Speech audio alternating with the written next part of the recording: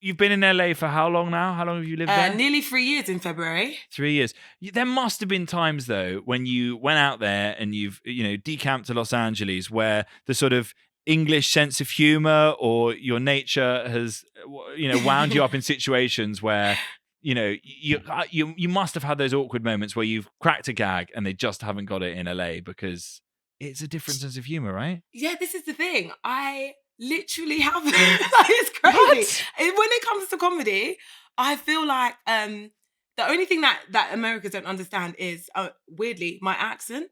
So there's that. So like when I'm talking, I will say things in English because that's what we speak. And they have no idea what I'm talking about because they just don't understand me. So I have to I remember I did a gig in Atlanta and I went on stage and it was like a Caribbean comedy night. So every comedian there had a link to the Caribbean and my link was Jamaica. And it was all American comics. I was the only British comic there. And I think I was on last or second to last. And like everyone killed it. So I knew it'd be an easy gig.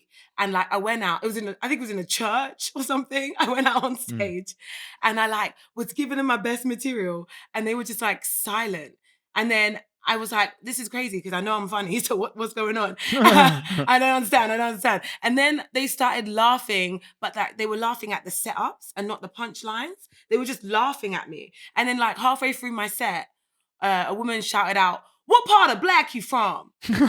And I was like, "What?" And she was like, "You heard me. What part of black are you from? You sound white." And I was like, wow. Oh, you don't understand me. Oh, I'm British. And they were like, oh, she's British. Like they had no idea what this black girl on stage was saying.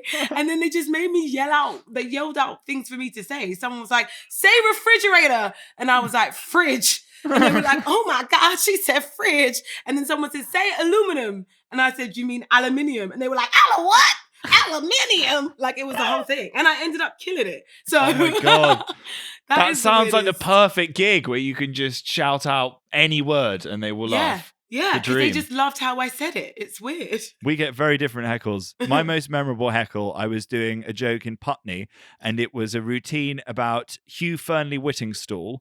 And it was a story about him cooking a pheasant. And I was making the humorous observation that maybe some of Hugh Fernley Whittingstall's recipes that he cooks on telly aren't necessarily the most relatable. And I was saying, and he's saying, I've got this pheasant today, and then I turn on the Aga and I prepare the pheasant and I put it in. And I was doing this routine. And in the middle of the routine, this gentleman at the back of the room at the gig in Putney heckled the poshest heckle that I've ever heard, where he went, "You can't switch on an Aga. That's the point." Oh, wow. So those are the kind of heckles that I get. I get called up on my knowledge of Agas.